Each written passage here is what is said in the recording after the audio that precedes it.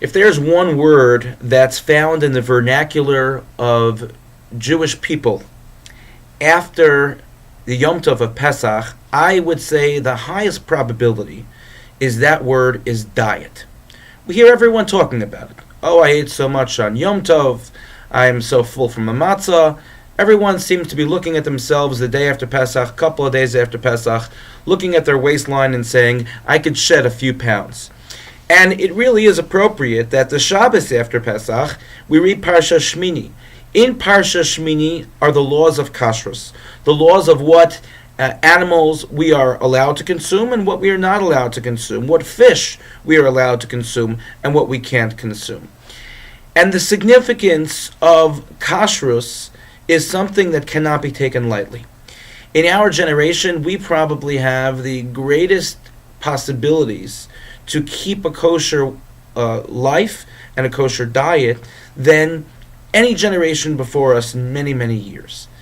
And that is because we live in communities where kosher food is accessible, where there are kashrus organizations that give hashgacha to give us the ability to eat various different types of food. And perhaps that has brought part of the problem to our waistlines in the first place. And understanding that in general our approach to food needs to be at a medium. For some of us, this is a constant battle in life. We need to have a perspective about everything that we do. We can never be in an extreme one way or the other. We have to keep a healthy lifestyle. And the Torah is explaining to us how to keep a healthy lifestyle, but that it's not only physical, it's also connected to our spirituality. The Beis Yisrael, the fourth Ger Rebbe, was once asked by an individual who was involved in Kiruv Rechokim.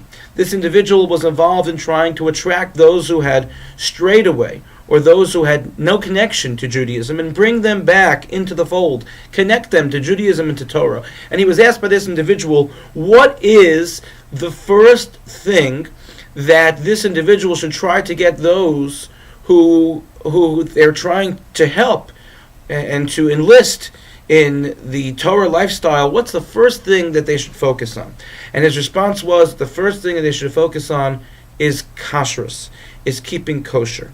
Keeping a kosher home, making sure that when we leave our home, we eat absolutely strictly kosher.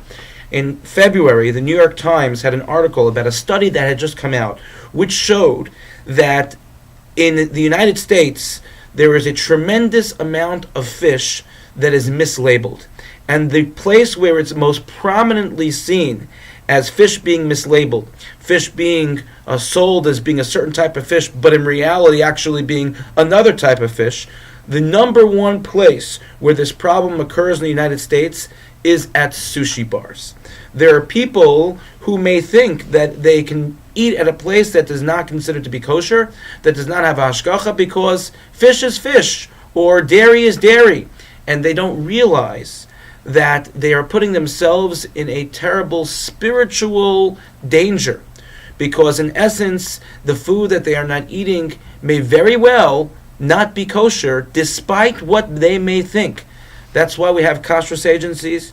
That's why we have institutions that ensure that the food that we are eating is kosher. Let us not fool ourselves to think that we know better.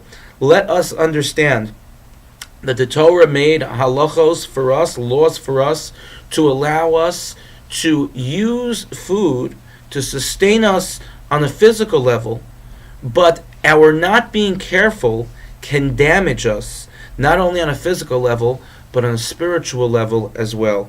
Let us be cognizant of this and live a life of purity, looking at our bodies as sanctuaries, kosher sanctuaries, that should be used in the service of Hashem for spiritual enlightening matters. Thank you for listening and have a good Shabbos.